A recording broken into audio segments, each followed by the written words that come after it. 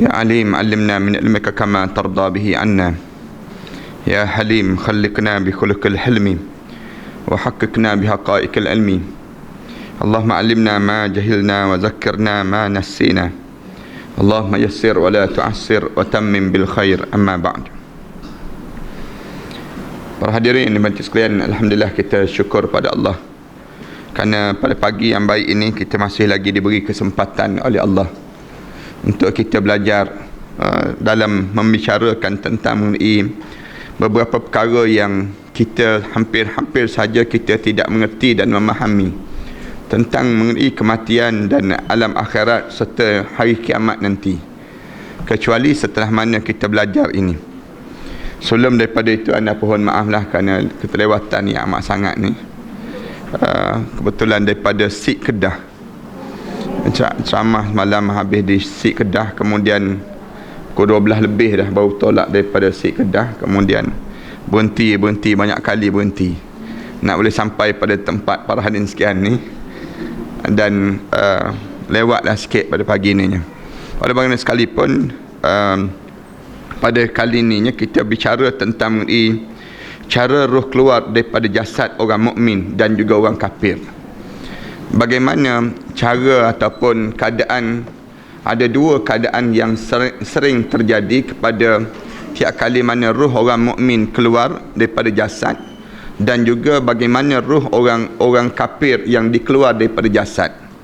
Kita tahu kan di jasad kita ni kita ada tiga benda, tiga unsur yang sedang dalam jasad kita ni. Yang pertama, jasad itu sendiri, nyawa, kemudian jasad kita, kemudian jasad kita yang kedua, nyawa kita yang dinamakan dengan, yang disebut dengan oksigen yang kita bernapas ini, dan yang tiga, roh itu, roh kita ni keluar. Bukti senang je, kita nak tahu roh kita ni ada tak ada, tapi nyawa ada.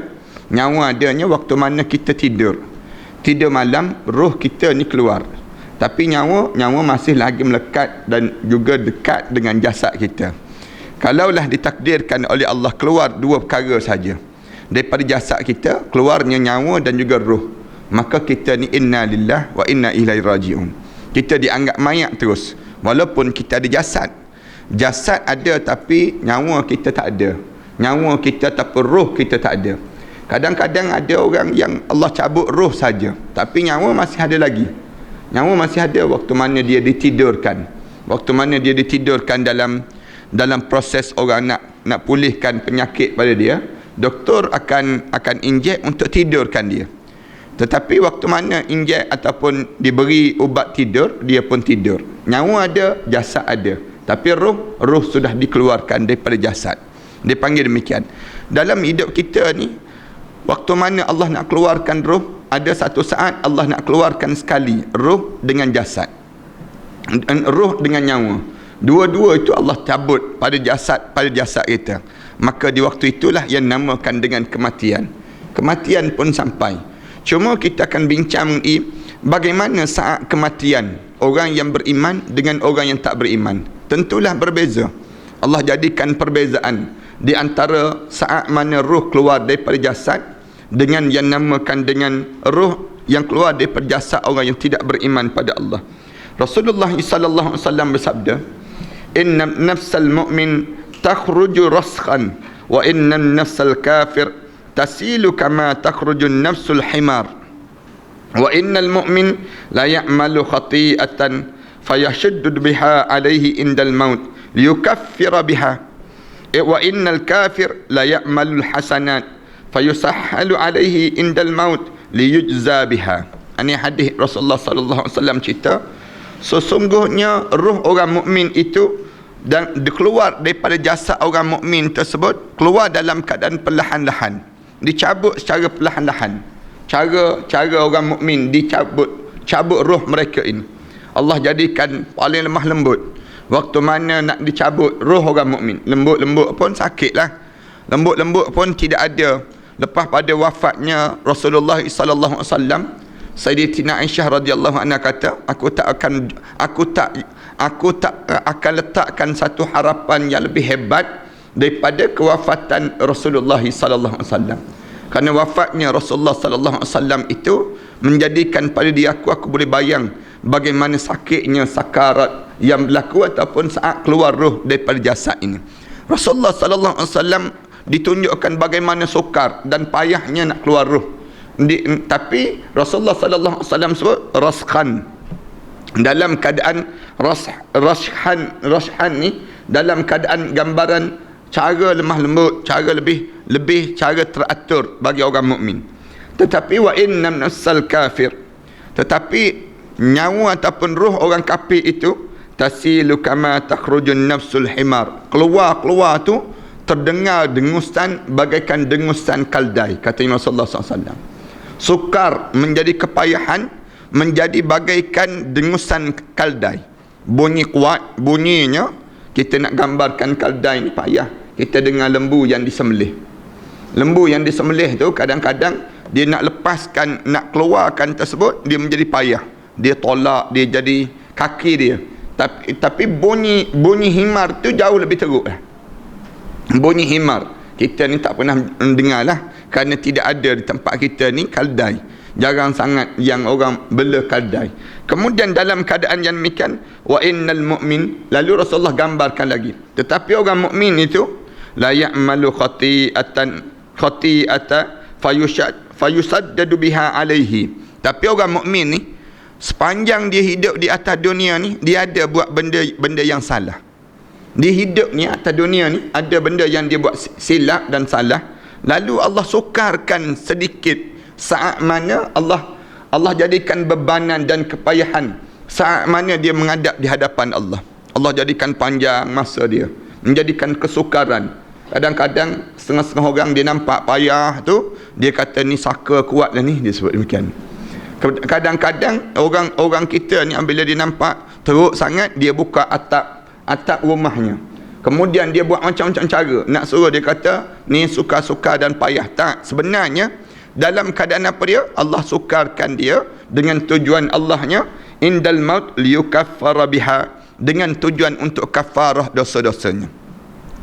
Kenapa Allah jadikan payah demikian? Panjang masa Allah nak kafarah dosa. Itu cara. Kalaupun Allah tak kafarah dosa, Allah nak naikkan darjat seseorang, nak naikkan darjat. Kita kena fahamlah demikian. Di waktu mana kita ni, kita jaga mak kita yang uzur ataupun jaga ayah kita yang uzur, kita jaga mereka ni, kita tanya kenapalah payah sangat mak kita ni nak menghadap depan Allah, ataupun kita tanya kenapalah sukar sangat ayah kita ni nak menghadap depan Allah. Ada halangan apa kalau kita sebut demikian? Boleh jadi kerana halangan dosa-dosa yang dibuat sewaktu mana khati'ah, dia buat benda yang salah waktu mana atas dunia dahulu, lalu Allah jadikan dengan tujuan untuk kita muhasabah. Kita anak-anak ni perhati balik, boleh jadi dia tak keluar zakat lagi, boleh jadi dulu waktu mana dia hidup atas dunia dahulu dia sukar untuk bersedekah, boleh jadi benda yang salah ni dia menyebabkan Rasulullah SAW sebut fayashaddu biha, Allah jadikan kepayahan sedikit untuk dia menghadap di hadapan Allah. Ni kita pun pesanlah pada anak-anak kita, kalau abi ataupun ummi payah je, cuba perhati balik pada kesilapan abi dengan ummi dahulu. Pesan terus pada anak-anak kita, takut-takut waktu mana kita hidup dahulu, ada benda yang kita buat yang kita tak rasa benda tu salah, tapi dia salah. Ada benda demikian. Kadang-kadang kita buat, kita menyinggung hati jiran kita. Kita tak perasan pun kita nak menyinggung. Kita turun kereta, kita tak terpandang pun pada jiran kita. Tak terpandang pun pada dia. Kita turun, terus kita masuk rumah. Jiran kita senyum, dia senyum seorang, dia panggil. Dia senyum seorang-seorang. Akhirnya dia masuk dalam rumah, dia sakit hati. Dia sakit hati kenapa? Kerana kita je tidak memandang pada dia tadi. Dia kata kita sombong, kita belagak dan sebagainya. Kita tak perasan kita buat salah. Kita tak perasan kita telah menyinggung hati orang. Jadi benda-benda demikian nampak kecil je. Kecil je, tapi dalam keadaan kecil ni dia mengganggu pada kita waktu mana dekat dengan kematian kita. Allah jadikan demikian. Satu, dengan cara demikian Allah nak bersih dosa dalam hidup kita ni. Ni cara Allah liyukaffira biha, dengan tujuan Allah nak kafarah dosa-dosa kita. Hari ni kan hari berkabung dipanggil. Kita buat berkabung. Berkabung ni dalam istilahnya memang ada pun untuk orang perempuan. Untuk orang perempuan yang kehilangan suami, maksudnya hilang hidup ataupun mati ni, berkabung dianya. Cuma untuk orang lelaki tak ada lagi lah istilah berkabung. Cuma boleh tak boleh, ana sendiri berpandangan tak jadi masalah. Tak ada masalah pun. Untuk kita nak menghormati, untuk kita nak bertafakur dalam agama, tak jadi masalah pun. Benda demikian, tidaklah kata benda yang terjejas akidah, tidak. Kita pun boleh. Dengan tujuan apa dia? Boleh jadi masa ni lah untuk kita menginsafi kembali. Ada salah kot. Orang Malaysia semua ni yang buat salah. Benda apa yang buat salahnya? Kita buat salah terhadap Allah Subhanahu Wa Taala. Benda yang salah, waktu mana kita tafakur tu, katakanlah 2 minit ke, berhenti sekejap, kemudian berlaku apa dalam keadaan di negara kita, diam sekejap. Untuk apa dia diam? Bukan nak hormat pada mayat itu saja, tidak, tetapi untuk apa dia? Untuk menginsafi diri kita balik. Kita tengok balik dalam agama ni, agama suruh kita merenung balik. Boleh jadi aku buat salah, boleh jadi kita semua ni buat salah. Buat salah apa dia? Yang lepas-lepaskan buat salah. Dalam hidup kita ni banyak kita buat salah. Kalau Mas tu memang terang-terang buat salah sebelum daripada ni. Ini senang ceritanya. Jadi oleh kerana kita terang-terang buat salah, kita baikilah untuk akan datang. Baiki supaya tak ada lagi masalah pada masa-masa yang akan datang nanti. Ini benda yang kita kena akui dalam hidup kita. Baru-baru ni pun ana ceramah di Mas tu pun dalam isu mengenai MH17 dan MH370 ni pun ana kata kita kena semua mengakui memang kita buat salah. Memang kita jangan kita nak sebut bahawa tak ada buat salah, tak ada. Jangan kita nak suruh membaiki diri saja, tapi pada masa yang sama benda yang lepas kita tak nak baiki. Jangan. Benda yang lepas kita kena baikilah. Di sudut soal pengurusan, di sudut soal aurat, di sudut yang namakan dengan pemborosan, di sudut yang namakan dengan arak dan sebagainya. Semua tu Allah liyukaffira biha. Allah nak kafarahkan dosa-dosa kita. Lalu Allah jadikan apa dia? Nampak sukar. Kita terpaksa korbankan ramai orang mati. Nak belajar ini. Tempat kita ni, waktu mana kita kena ni sikit je. Yang teruk lagi, cuba tengok di Palestin. Cuba tengok di negara Arab yang lain. Sedang bergolak itu, bumi Syria. Kemudian bumi Arab, Palestin. Sampai hari ni, Allah nak ajar apa dia? Selain daripada Allah nak angkat darjat kita, Allah nak kafarahkan dosa-dosa kita. Orang Arab sampai hari ni pun tak nak belajar lagi. Tak nak belajar mereka. Walaupun orang Arab Palestin itu dalam keadaan yang dibunuh berbagai-bagai cara. Mereka bahkan Arab Mesir itu jahat tak jahat, tutup pintu sempadan. Tutup pintu sempadan. Jahat tak jahat lagi, bagi ruang udara. Ruang udara untuk tentera Israel masuk, kemudian tembak orang Islam di bumi Gaza. Ini sampai peringkat demikian. Bagaimana jahat tak jahatnya mereka. Tapi dalam keadaan demikian, tak nak belajar juga. Satu hari nanti Allah akan ajar kami. Ni waktu mana Dr. Mursi dahulu tutup, buka pintu sempadan Rafah. Kemudian tutup yang namakan ruang udara. Israel menjadi takut dengan kekuatan yang ada pada tentera Mesir. Tetapi apabila Dr. Mursi diruntuhkan, dijatuhkan, dia buka ruang tadi. Ada dengan cara itu Allah nak jadikan liyukaffira biha. Allah nak kafarahkan dosa-dosa, lalu Allah jadikan demikian harga yang perlu dibayar dalam hidup. Kita ni sikit je, mati 200 300 orang sikit. Orang lain 20,000 30,000 matinya. Cara Allah jadi. Kita ni hilang duit RM20, kelabut dah kita ni. Duit RM20 senang ceritanya. Kita semayang hajat, panggil orang, buat macam-macam cara dah. Duit RM20 baru kitanya. Dalam keadaan demikian. Tapi bagus, kita sedang belajar. Kita sedang belajar. Yang kalau kita tak nak belajar, Allah akan ajar. Kerana kita kurang ajar. Senang ceritanya. Oleh kerana kita tak nak belajar, Allah akan ajar kita. Allah ajar. Kerana kamu kurang ajar sangat hidup. Bila kamu kurang ajar, aku akan ajar sedikit demi sedikit dalam hidup kamunya.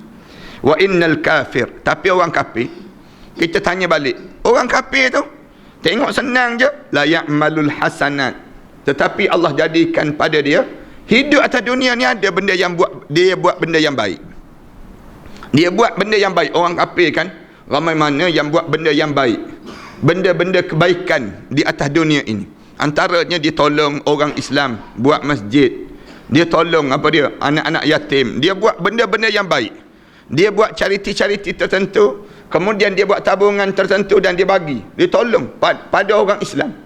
Bahkan anak-anak pergi Gaza ni, ada orang kafir yang bagi sumbangan untuk pergi ke Gaza.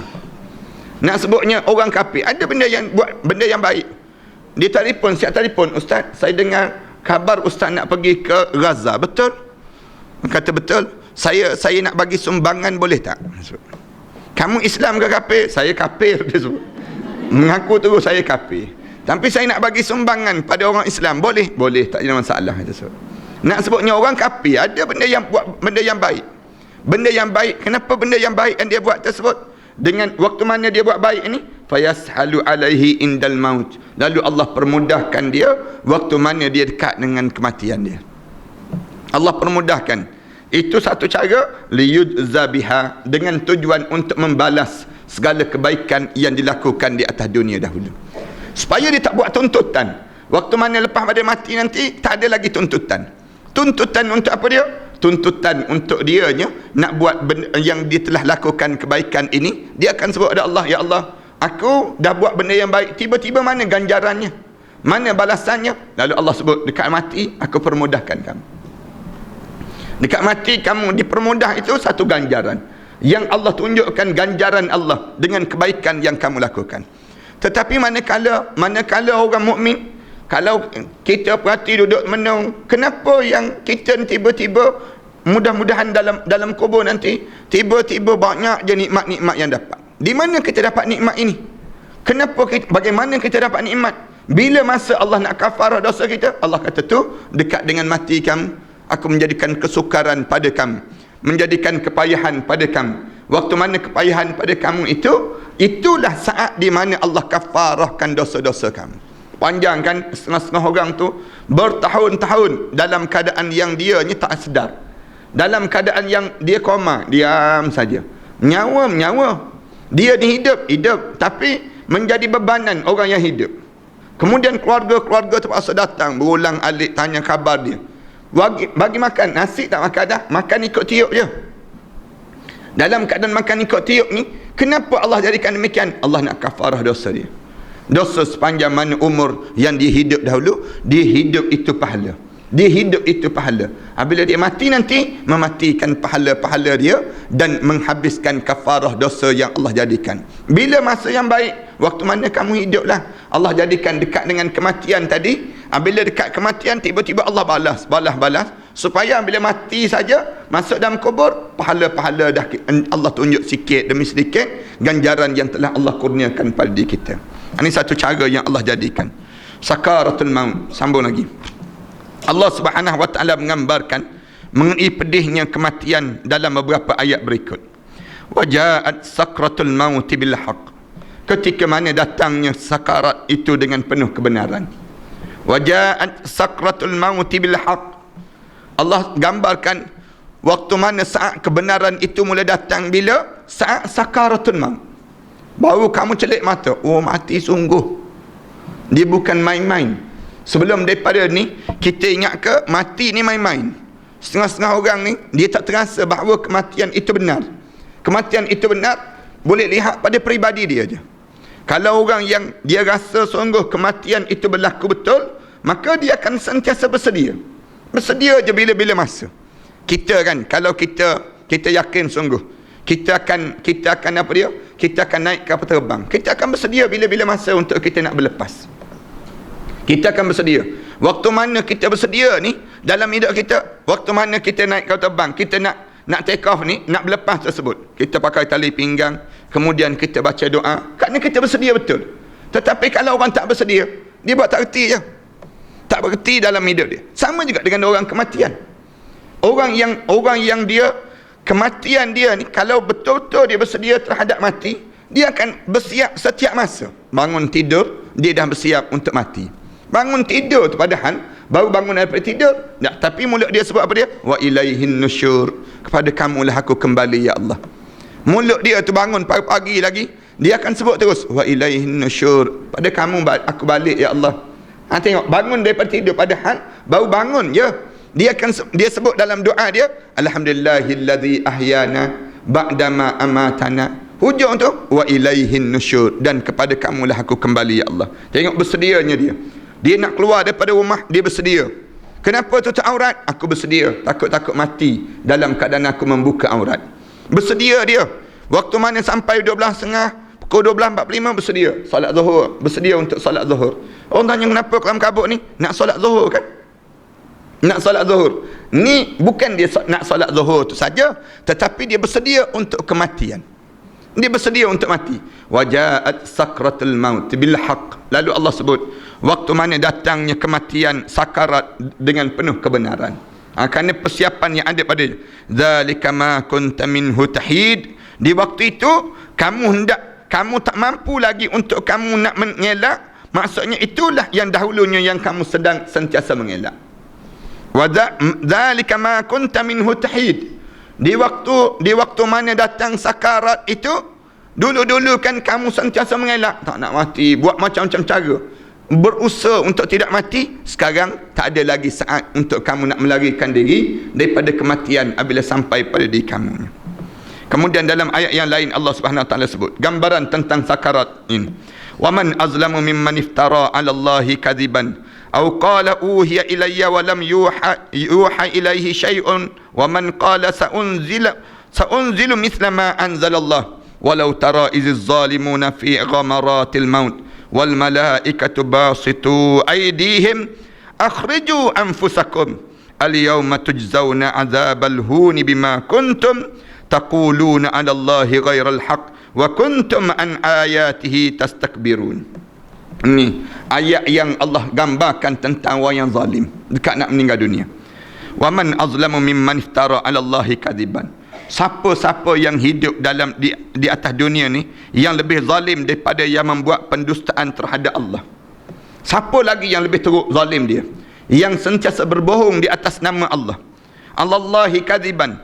Au qala uhiya ilayya wa lam yuha ilaih. Ataupun dia sebut semua itu diwahyukan kepada aku, padahal tidak diwahyukan sesuatu pun pada mereka tersebut. Maknanya orang-orang yang dinamakan dengan orang Kristian, dia reka-reka terhadap ayat-ayat Allah. Dia kata yang ni wahyu Allah, yang ni kata-kata daripada Allah, padahal Allah tak kata pun untuk demikian. Walau tara iziz zalimun, Allah cerita ketika mana orang yang zalim ini. Orang yang zalim ni siapa? Orang yang lakukan maksiat hidup atas dunia. Dia zalim, senang bahasanya, orang yang berpaling daripada ayat Allah. Hidup dalam keadaan buat maksiat dalam pada diri dia ni. Kalau kamu boleh lihat ketika mana orang zalim fi ghamaratil maut. Ketika mana saat ghamarat, dia bertarung dengan kematian. Dalam keadaan dia bertarung dengan kematian, wal malaikatu basitu aydihim, dan juga malaikat-malaikat di waktu mana saat mana malaikat-malaikat memukul dengan tangannya, basitu aydihim, malaikat-malaikat ni sedang merentak nyawa-nyawa mereka ini. Lalu katanya malaikat sebut apa dia? Basitu aydihim akhriju anfusakum, keluar wahai ruh daripada jasad ini. Di waktu mana malaikat sebut, malaikat kata keluar kamu daripada roh ini. Dalam keadaan dia ni bertarung, jangan keluar. Kita nak buat macam mana? Jangan bagi keluar. Ghamaratil maut, dalam keadaan yang sukar itu. Dalam keadaan demikian, kamu tengok bagaimana sukarnya saat ini, sambil dia kata keluar kamu nyawa kamu pada hari ini. Al yauma tujzauna adzabal hun, hari ini kamu boleh lihat bagaimana azab yang Allah sediakan, dibalas siksaan yang amat menghinakan kamu. Bima kuntum taquluna 'ala Allahi ghairil haqq, yang mulut-mulut kamu itu bercakap terhadap Allah dengan benda yang tidak betul. Wa kuntum an ayatihi tastakbirun, dan perangai kamu ni di waktu mana hidup atas dunia dahulu sombong dan takbur pada Allah Subhanahu Wa Taala. Ni katanya Allah Subhanahu Wa Taala nak gambar tentang bagaimana orang yang hidup dalam keadaan tak sedar yang dia ni akan mati, yang tak bersedia untuk dia mati. Waktu mana dekat dengan dia bertarung, nyawa jangan bagi keluar, nak suruh roh ni jangan bagi keluar. Di saat itu malaikat sedang cabut. Malaikat tengah-tengah cabut tu, malaikat sebut akhriju anfusakum, keluar kamu daripada jasad orang ni. Malaikat suruh keluar tu, dia dalam keadaan demikian, dia bertarung jangan bagi keluar ni. Lalu malaikat kata, al-yauma tujzauna adzabal hun. Hari ni kamu boleh lihat bagaimana hinanya kamu. Hinalah kamu, azab yang menghinakan kamu. Duduk atas dunia dahulu, boleh jadi waktu mana kita atas dunia ni, orang berjumpa dengan kita, salam dengan kita, cium tangan kita. Orang berjumpa dengan kita, tunduk kepala, hormatnya pada kita. Orang yang berjumpa dengan kita ni buat berbagai-bagai cara untuk diri kita, menghormati kita. Baik, waktu mana kita mati, masuk dalam kubur, Allah tak tanya, kamu atas dunia dahulu jadi yang berhormat tak jadi yang berhormat? Allah tak tanya dah, kamu atas dunia dahulu sempat jadi menteri besar ke tidak? Senang itu. Kamu atas dunia dahulu, kamu jadi atas dunia dahulu, kamu jadi apa dia? Kamu duduk bagaimana? Kamu posisi kamu apa dia? Tak tanya dah. Hari ni kamu rasa sendiri azab kamu. Kamu boleh lihat sendiri kedudukan kamu. Waktu mana kamu menghadap depan aku sekarang, kamu boleh tengok, al-yauma tujzauna adzabal hun. Hari ini kamu boleh lihat bagaimana azab itu menghinakan kamu. Inilah, tak ada lagi penghormatan. Malaikat-malaikat tak kenal dah. Tak kenal lagi orang-orang yang zalim. Apabila dia meninggal dunia, kemudian dalam keadaan dia mati itu, bima kuntum taquluna 'ala Allahi ghairal haqq. Kerana perangai kamu di atas dunia dahulu, bercakap seolah-olah kamu ni betul semua. Sekarang kan zaman cyber kan, dunia teknologi, orang dia boleh luah perasaan dalam Facebook dia boleh kata apa yang dia nak kata, dia boleh sebut apa yang dia nak sebut, tak ada batasan. Dulu tak ada orang nak baca, dunia ni tak baca. Tapi sekarang tak, dia boleh petikai alim ulama, dia nak petikai je. Dia nak kata pada orang alim, dia kata je. Dia tak puas hati pada orang tertentu, dia boleh tulis ya. Dia tak puas hati pada suami isteri, dia tulis dalam Facebook. Padahal apa faedah dia pergi tulis dalam Facebook tu? Dia tulis tersebut. Dia tulis tu, kemudian dia siap tag lagi, senang kita. Tag ni faham ke tak faham? Senang. Nak gambarkan tentang, dia tag lagi orang yang dibenci tersebut. Nak gambarkan tentang bagaimana tak sukanya dia. Tapi waktu mana kamu atas dunia, kamu boleh sebut apa saja, kamu boleh buat apa saja yang di atas dunia dahulu. Kamu boleh lakukan, mulut kamu tak terhenti. Kamu boleh tulis, kamu nak buat apa, kamu tulis, kamu buat. Kamu hina, kamu nak hadik, kamu kata. Tapi di waktu ini, hinalah kamu.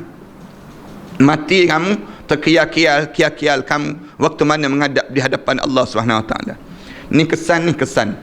Bahayanya dalam dunia kita sekarang, apabila manusia hilang adab. Anak boleh cerita keaiban mak ayah dalam Facebook. Dalam dunia kita ni kan, mak ayah aku bertengkar semalam ni. Tulis Facebook, dalam Facebook ni dia boleh tulis apa saja. Kadang-kadang dia nak meluahkan perasaan, dia tulis je, lapar je dia tulis. Dia tulis dalam Facebook tersebut, hari ni aku sakit perut, dia tulis. Dia buat jadi demikian, seolah-olah dia ni tak ada lagi Allah dalam hidup dia.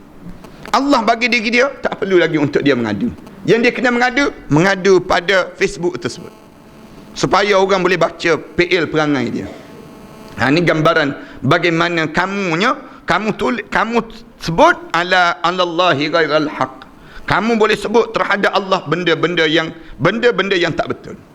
Sehingga budak-budak muda kita ni istihar keluar Islam dalam Facebook, murtad dalam Facebook. Ini kita nak sebut sampai dengan demikian.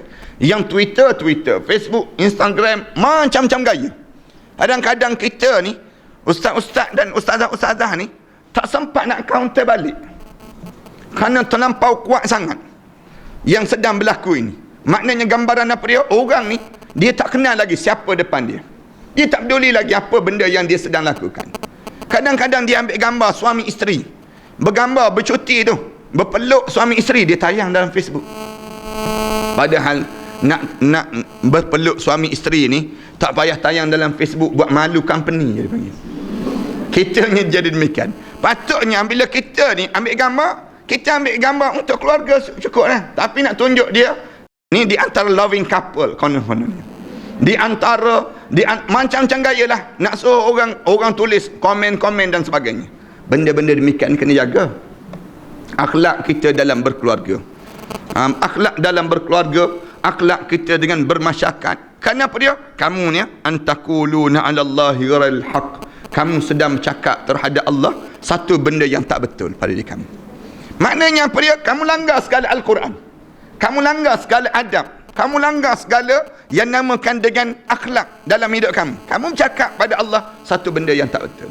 Jangan main-main benda-benda demikian. Kena ada adab dan kena ada akhlak dalam hidup kita ni. Sama ada kita bercakap, sama ada kita bergerak dan sebagainya, semuanya kita berkait dengan Allah dalam hidup kita. Kalau tidak, waktu mana kita mati nanti, tercengang-cenganglah kita. Kita mati bayang. Matilah. Orang tayang balik Facebook kita ni tak mati. Facebook kita ni tak mati, dia hidup. Orang tengok balik gambar-gambar yang kita upload dahulu, gambar, kemudian kata-kata yang kita tulis dahulu. Ini benda-benda yang terlibat dalam hidup kita. Semua benda tersebut dia akan hidup berterusan dalam walaupun kita sudah meninggal dunia, tetapi dia masih lagi hidup dalam kehidupan seseorang. Wa kuntum an ayatihi tastakbirun. Yang teruk lagi, kamu terhadap Allah ini dengan ayat-ayat Allah kamu takbur dan kamu rasa sombong diri. Terhadap ayat Allah ni kamu rasa tak ada apa-apa. Tak ada apa-apa pada diri kamu. Tastakbirun ni, sombong ni, kita buat contoh sombong tak sombong kita, tak bangun tahajud, senang. Itu sombong, di antara tanda kesombongan diri. Tak perlu dia tak sebut tapi dia tak bangun. Padahal dia boleh bangun. Dia tidur awal dah. Nak bangun tahajud tak boleh. Kenapa tak boleh? Kenapa tak boleh? Kita tanya kenapa tak boleh? Memang tak boleh. Kenapa tak boleh? Memang keturunan tak bangun-bangun dia sebut. Yang jenis demikian. Memang yang jenis ungkit balik keturunan. Tastakbirun, sombongnya kamu dengan Allah. Tu yang tak bangun tahajud. Yang tak menderma, tak derma, sombong juga. Kita kata sombong ke ustaz yang tak derma, sombong. Kenapa dia? Benda yang kamu ada dalam hidup kamu tu nikmat yang Allah bagi. Allah bagi, kamu dapat benda, kemudian kamu dapat pemberian daripada Allah. Kemudian kamu nak balik semula pada Allah sikit tak boleh. Kamu nak gunakan balik untuk jalan Allah tak boleh. Maknanya kamu sombong. Ni kesombongan dipanggil. Tak kira lagi yang belagak sebut terus dengan mulut. Orang yang diberi nikmat mata, tiba-tiba tak baca Quran, tidakkah dianggap sombong? Dalam hidup dia, sombong pada diri dia. Sombong ni, tastakbiru nabi ayatillah. Orang yang dia membesarkan diri dia terhadap ayat-ayat Allah. Tak pernah nak mengambil pengajaran yang berlaku dalam hidup dia. Berlaku dalam hidup dia ni, yang berlaku tu dia kata tak, dia tak ada berkaitan dengan keadaan suasana dan semasa. Jatuh terhempah kapal terbang, tak ada, itu tak ada kaitan langsung. Itu teknikal yang sedang terjadi, tak terlibat dengan ayat-ayat Allah. Maknanya sombonglah kamu. Sombong kamu. Dalam hidup kita ni, segala sesuatu semua berkait dengan ayat Allah. Segala benda yang kita buat ni tak boleh lari daripada ayat-ayat Allah. Ayatillah. Ayat Allah ni sedang berlaku. Kita bangun tidur, perangai manusia berubah, ni ayat Allah. Kita kan dalam hidup kita, anak-anak kita, dulu kita didik besar, elok dia berumah tangga, tak sama lagi dengan perangai kita. Yang kita didik dahulu hormat mak ayah, kemudian jaga, lepas pada berumah tangga, jaga isteri, jaga suami, sampai peringkat tak jaga lagi hati dan perasaan kita. Maknanya apa dia? Tastakbiruna ayatillah. Kamu sombong dengan ayat Allah. Ini benda-benda yang kenapa terjadi demikian? Ni ayat-ayat Allah. Allah tunjuk satu-satu dalam hidup kamu, satu pengajaran pada diri kamu untuk kamu memahaminya. Orang ni kalau dekat dengan kematiannya, mereka sergah je dia. Ukhruju anfusakum. Keluar kamu dalam diri kamu. Roh kamu tak payah tinggal lah dengan orang ni. Perangai hodoh. Kamu ni selayaknya untuk dihina, bukan untuk dimulia. Ni sampai peringkat demikian, waktu itulah baru tercengang-cengang dia untuk nak dihadapkan di hadapan Allah Subhanahu Wa Taala. Falauda idza balaghatil hulqum, dan ketika mana dia tidak mampu lagi menahan roh dia yang telah sampai di kerongkong itu. Falaula idza balaghatil hulqum, di waktu mana roh tu naik ni sakarat sampai di hulqum tu, dia nak turunkan roh ni boleh? Tak boleh dah. Di waktu itu dia nak buat macam mana? Dalam yang ni Allah Subhanahu Wa Taala sebut, kalla idza balagatit taraqi wa qila man raq. Allah tanya balik, kalla, Jangan begitu perangai kamu ni. Idza balagatit taraqi, ketika mana roh kamu ni sampai di halqum dah.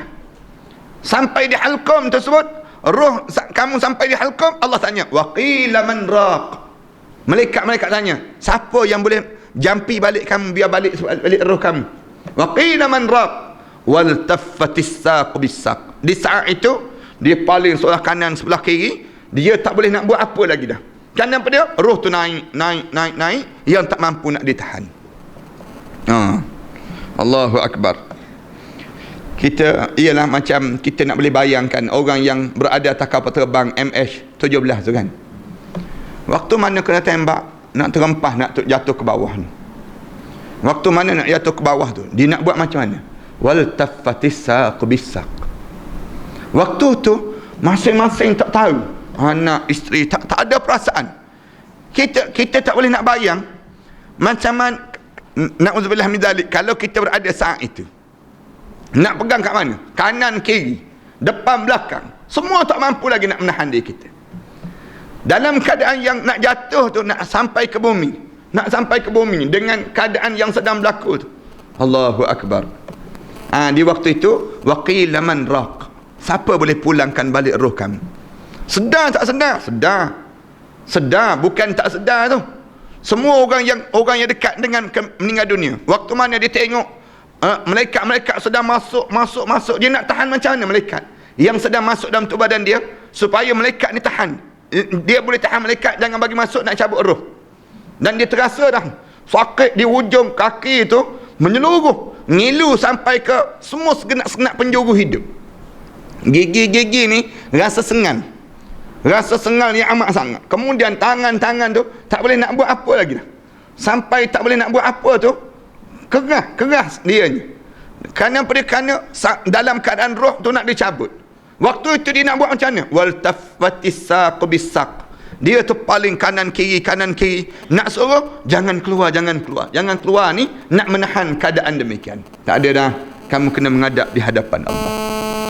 Riwayat Aisyah radhiyallahu anha dia berkata, anna Rasulullah sallallahu alaihi wasallam kanat baina yadayhi raqwatun an ulbatun fiha ma faja'ala yudkhila yadayhi fil ma fayamsau bihima wajha wa yaqul la ilaha illallah innal mauti sakaratun thumma nasaba yadayhi faja'ala yaqul fi rafiqil a'la hatta qubida wa malat yaduh.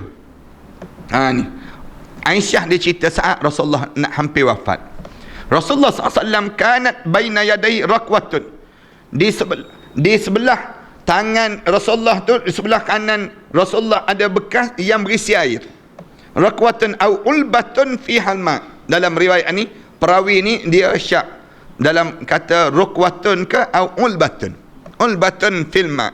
Ada bekas yang mengandungi air. Faja'ala yudkhilu yadaihi fil ma. Sehingga kan Rasulullah waktu mana saat sakarat yang berlaku dari Rasulullah ni, Rasulullah ambil tangan Rasulullah letak dalam bekas air. Letak dalam bekas air tu. Fayamsahu bihima wajha. Ambil dua-dua tangan itu Rasulullah raup muka Rasulullah, dengan Rasulullah ambil dua tangan Rasulullah tu letak dalam bekas air tu. Kemudian Rasulullah raupkan di muka Rasulullah ni, sapu dengan dua-dua tangan Rasulullah SAW. Wa yaqul, lalu Rasulullah SAW sebut, la ilaha illallah, tidak ada Tuhan melainkan Allah. Innal mauti sakaratun, sesungguhnya kematian ini sakarat. Sakarat maksudnya menyesakkan. Sakarat maksudnya apa dia? Mendebarkan. Sakarat, innal mauti sakarat, kematian ini sangat ngeri. Innal mauti sakarat. Sakarat ni nak gambarkan kematian ini sangat meruncingkan. Suasana yang amat kelam kabut pada diri kami. Sakarat nak digambarkan, innal mauti sakarat. Rasulullah SAW sebut innalil mauti sakarat, dan sesungguhnya kematian itu melalui sakarat. Summa nasaba yadai faja'an. Kemudian Rasulullah mengangkat kedua belah tangan Rasulullah. Lepas ada Rasulullah sapu je, Rasulullah angkat kedua belah tangan Rasulullah.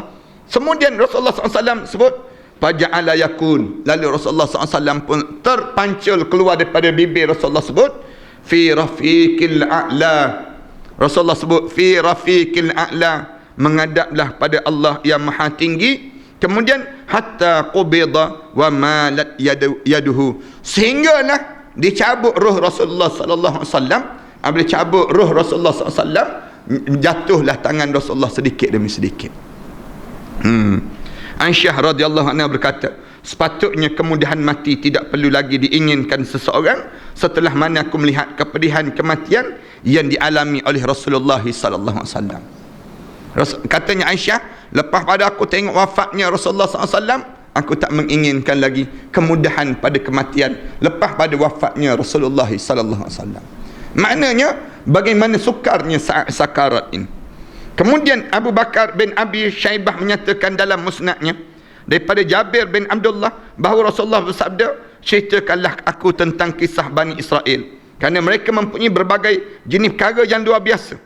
Rasulullah sebut demikian, ceritalah tentang bagaimana keadaan yang berlaku pada Bani Israel. Kerana Bani Israel itu macam-macam cara Allah nak matikan dia.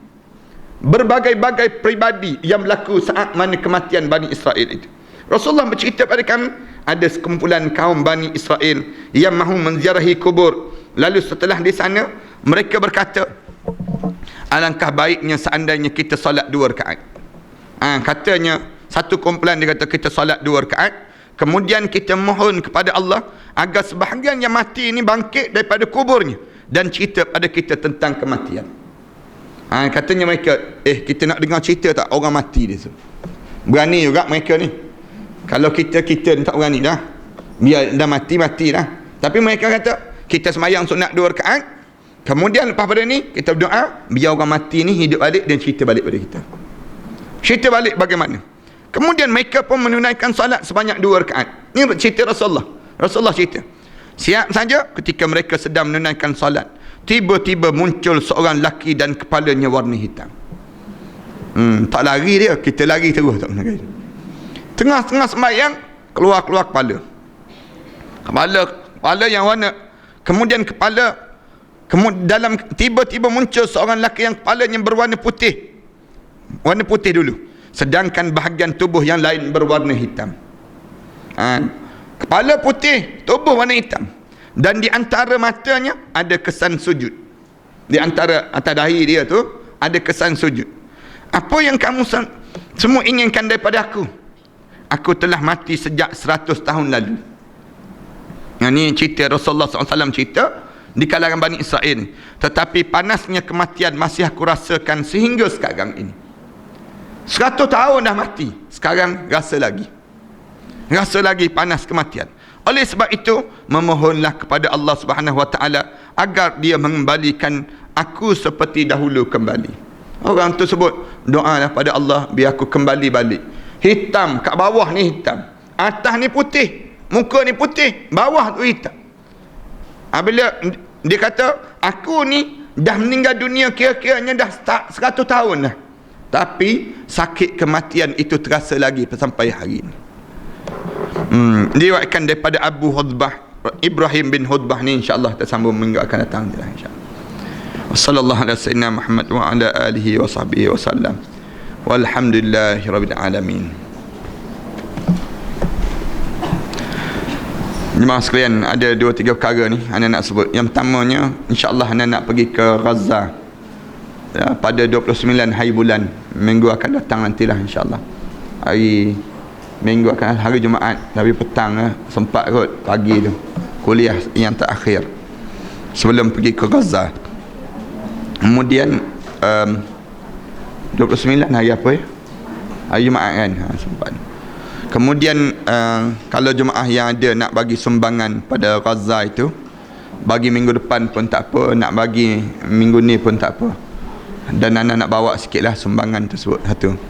Yang keduanya, jemaah yang ada duit zakat, anaknya 5 orang pelajar daripada Ma'had Tafiz yang kita telah bina di Kelantan dan juga di Shah Alam ni, yang telah habis 30 juzuk Al-Quran. 5 orang pelajar ni 3 orang ditawarkan masuk ke Universiti Islam Yarmouk di Jordan. 3 orang. Itu tanpa SPM tu. Maksudnya dia habis 30 juzuk Al-Quran. Habis je 30 juzuk, kemudian kita ada muadalah dengan universiti tersebut dan ditawarkan masuk ke universiti tersebut. 3 orang. Ni di antara kelebihan orang menghafal Quran lah. Kemudian setakat ni ada 2-3 cara lah. Maksudnya kita boleh masuk tanpa habis SPM. Anak-anak kita habis je 30 juzuk Al-Quran, kemudian dia boleh masuk boleh masuk universiti terus. Kemudian 3 orang dia boleh masuk, kemudian 2 orang lagi ke South Africa, belajar menyambung di South Africa. 3 orang ni kebetulannya orang miskin lah, kerana memang keluarga dia keluarga yang dhaif. Rumah dia tu ada 1 bilik je, adik-beradik 7 orang. Kemudian memang miskin sungguh, tapi kita ambil dia daripada tak boleh membaca Quran sampailah suara dia merdu. Dia pernah datang dahulu kat sini, suara dia merdu, dia baca surah Taha tu kan. Dan dia ni ditawarkan masuk ke Jamiah Jordan tersebut. Kalau jemaah yang ada, siapa yang ada kelapangan rezeki, dia kena belajar sebelum daripada 21 hari bulan 9, kena masuk jamiah, kena masuk universiti ni lah, belajar selama 3 tahun. Dan Ana sebutlah pada mereka, insya-Allah Ana akan cuba untuk menghabiskan pada mereka ni, untuk mendapatkan bantuan dan sokongan kita semua, insya-Allah. Dan kalau jemaah yang ada kelapangan, kemudian beliau juga yang Ana masukkan dalam Facebook Ana tu, Ana tunjuk bila dia dapat diusung oleh guru dia Syekh Rahman tu, sukanya dia khatam 30 juzuk, dapat sanad sampai pada Rasulullah sallallahu alaihi wasallam. Maknanya dia anak Rasulullah sallallahu alaihi wasallam lah. Dia baca talaqi dengan Syekh Rahman. Syekh Rahman ni salah seorang di antara, dia ada 6 orang ke 7 orang di bumi Mesir, orang yang alim dalam sanad, dapat sanad sampai Rasulullah. Dia salah seorang, dia datang mengajar di Kompleks Tibun Nabawi itu. Jadi oleh kerana demikian, alhamdulillah dia dah khatam 30 juzuk dan dapat sanad tersebut. Jadi dia nak menyambung di Jordan nantilah. Kalau jemaah yang ada kelapangan rezeki, insya-Allah bagi minggu depan pun tak apa, minggu sekali lagi pun tak apa, insya-Allah. Kemudian yang ketiganya anak nak sebut ibadah korban. Tahun ni ibadah korban ni dia jadi mahal sikit. Lembu pun harga mahal sekarang. Jadi perhatian sekian, dalam sekitar 450 dah satu bahagian. Kalau jemaah yang ada nak lapang sikit, kita pakat-pakat satu bahagian tu 450. Kalau nak buat dekat sekitar Shah Alam ni dalam 550 sekarang satu bahagian. Jadi kita pakat-pakat lah, tak banyak pun, 550, 450. Mahal handbag kita lagi tak kena gaya. Mahal apa dia, mahal pakaian kita lagi. Kadang-kadang kain sembahyang kita pun mahal dah sekarang. Kain sembahyang sampai 300. Kadang-kadang kain tudung sampai 1000 lebih sekarang. Tak tahulah tudung jenis apa dia ni. Walau mana sekalipun nak sebutnya, gambaran bagaimana yang mahal-mahal tadi kita ambil sikit untuk kita gunakan untuk kerja-kerja agama ni, untuk bulan nak menyambut Aidil Adha nanti, insya-Allah. Jadi 2-3 perkara tu lah.